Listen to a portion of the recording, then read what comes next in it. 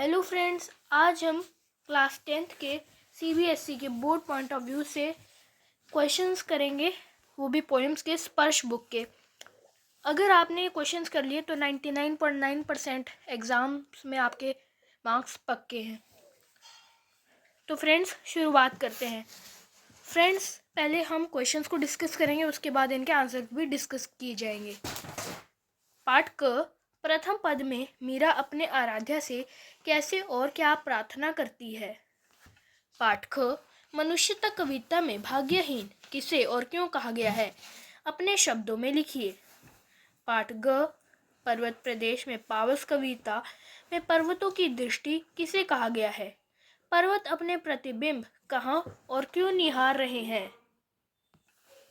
First क पाठ का आंसर है, मीरा के आराध्य है नट नागर मुरलीधर श्री कृष्ण। वह उनकी अनन्य दासी हैं। वह उनसे प्रार्थना करती है कि वह श्री कृष्ण के वियोग में बहुत व्याकुल है और वह उनसे मिलने के लिए अधीर भी हैं। वह यह भी निवेदन करती हैं कि उन्होंने तो उनके दुखी भक्तों का कष्ट दूर किया है, अतः जैसे उन्होंने दूसरों की पीड़ा हरी है वैसे उनकी भी पीड़ा हर लें। मीराबाई आगे उदाहरण देते हुए कहती हैं कि आपने द्रौपदी के चीरहरण के समय उनका वस्त्र इतना बढ़ा दिया था कि दुशासन उन्हें भरी सभा में लज्जित नहीं कर पाया। भक्त प्रहलाद को बचाने के लिए आपने नरसिंह रूप धारण किया और डूबते हाथी को मगरमच्छ से बचाने के लिए मगरमच्छ को मार गिराया। इस प्रकार जिस तरह तुमने इन सब की पीड़ा का हरण कर लिया, उसी तरह मेरी भी हर लो। अब पाठ ख को डिस्कस करेंगे। कवि ने मनुष्यता कविता में भाग्यहीन ऐसे व्यक्ति को कहा है जो संसार में रहकर भी ईश्वर के प्रति श्रद्धा और विश्वास नहीं रखता।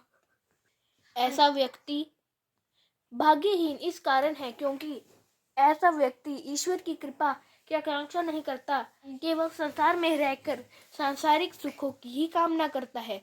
ऐसा व्यक्ति प्रभु में आस्था न रख अधीर हो जाता है और जो ईश्वर की कृपा छोड़कर अधिक पाने के लिए अधीर रहता है वह सदा अशांत रहता है। पाठ ग, सुमित्रा नंदन पंत की विख्यात कविता पर्वत प्रदेश में पावस में पर्वतों के सौंदर्य का अद्वितीय वर्णन है।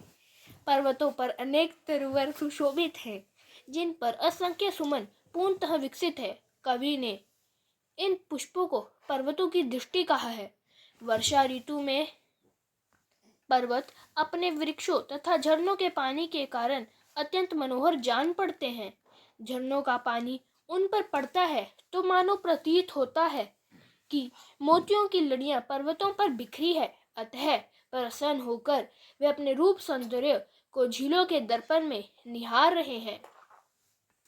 अब हम और प्रश्न डिस्कस करेंगे। दोस्तों, 3-3 करके प्रश्न पहले पढ़ेंगे, उसके बाद इनके आंसर्स भी डिस्कस करेंगे। क पाठ से दोबारा शुरुआत करते हैं। अपने किन हितों को पूरा करने के लिए मीरा कृष्ण की चाकरी करना चाहती थी, पद कविता के आधार पर लिखिए।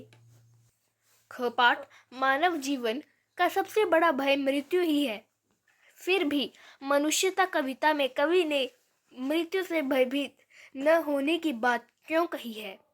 पाठ ग, पर्वत प्रदेश में पावस कविता के आधार पर पर्वतों द्वारा अपना रूप सौंदर्य को निहारने की कल्पना और कारण स्पष्ट कीजिए। पाठ क का उत्तर है, मीराबाई प्रतिपल अपने आराध्य श्री कृष्ण का सामीप्य चाहती है। इसके लिए यदि उन्हें अपने स्तुत्य की चाकरी भी करनी पड़ेगी तो उनको इसमें कोई परेशानी नहीं है। वह अपने मुरलीधर की चाकरी इसलिए भी करना चाहती है कि चाकर बनकर वह नित्य ही अपने स्वामी श्री कृष्ण के दर्शन करने का सौभाग्य प्राप्त करेंगी। वह निरंतर उनका स्मरण करेंगी। ऐसा करने से उन्हें भक्ति की अपूर्व और अमूल्य जागीर प्राप्त हो सकेगी। पाठ ख, राष्ट्रकवि मैथिली शरण गुप्त कहते हैं कि प्रकृति के अन्य प्राणियों की तुलना में मनुष्य में चेतना शक्ति सबसे अधिक प्रबल है।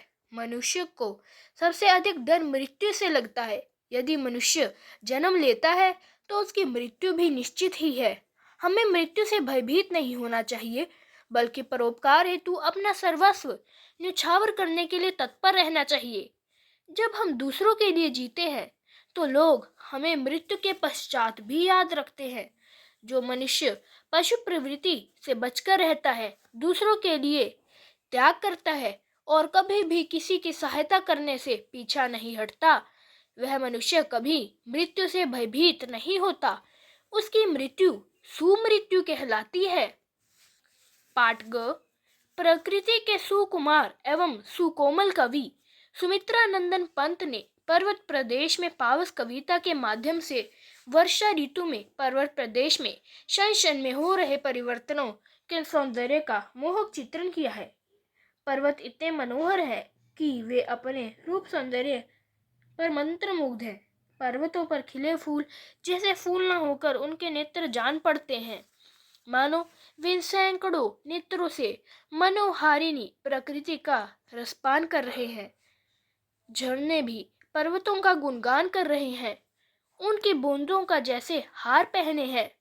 पर्वतों पर आकांक्षाओं के समान हजारों वृक्ष है जो नीले आकाश को निहार रहे हैं। उन्हें देखकर ऐसे लगता है कि जैसे किसी घनघोर चिंता में निमग्न हो। चारों ओर छाई धुंध में पर्वत सरोवर सब लुप्त हो जाते हैं।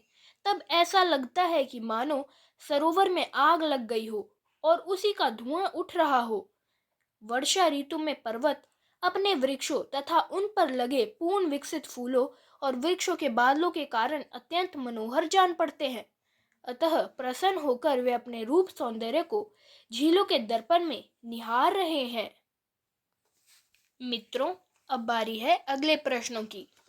पाठ क। मीराबाई रचित द्वितीय पद के अनुसार अपने आराध्य को पाने के लिए मीरा क्या क्या करना चाहती है और क्यों? ख। मनुष्यता कविता में कवि ने कैसे जीवन को व्यर्थ बताया है और क्यों? ग। पाठ। पर्वत प्रदेश में पावस कविता के आधार पर लिखिए कि कवि को ऐसा क्यों लगता है कि जैसे अचानक पर्वत पंख लगाकर उड़ गया हो। इनके उत्तर हैं। पाठ क।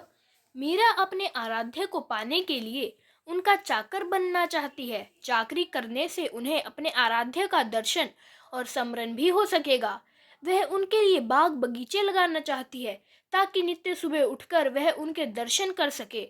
वह वृंदावन की गलियों में अपने आराध्य का गायन करना चाहती है, क्योंकि इसी से वह भक्ति भाव का अनंत निधि पा सकेगी।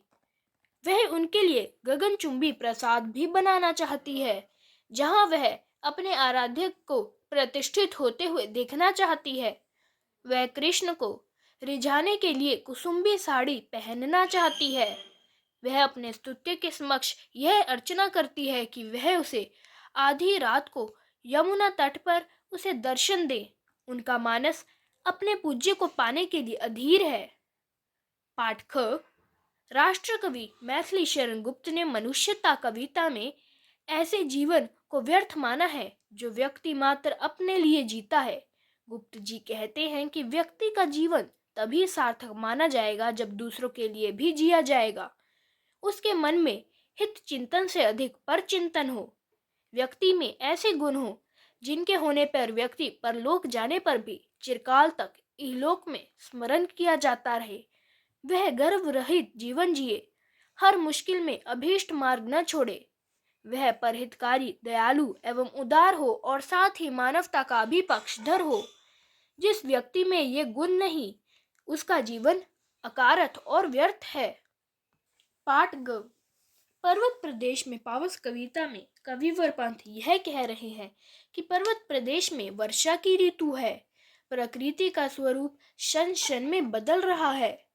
पावस ऋतु में पहाड़ों पर अचानक बादल छा जाने से लगता है मानो पर्वत अचानक कहीं समुद्र के पार उड़कर चले गए हैं। तालाबों के ऊपर उड़ते हुए बादल भी धुएं के समान प्रतीत हो रहे हैं। गहरे काले बादलों के कारण अचानक अंधकार छा गया और ऐसा प्रतीत हुआ मानो पर्वत पारे के समान ध्वल पंख लगाकर उड़ गए हों।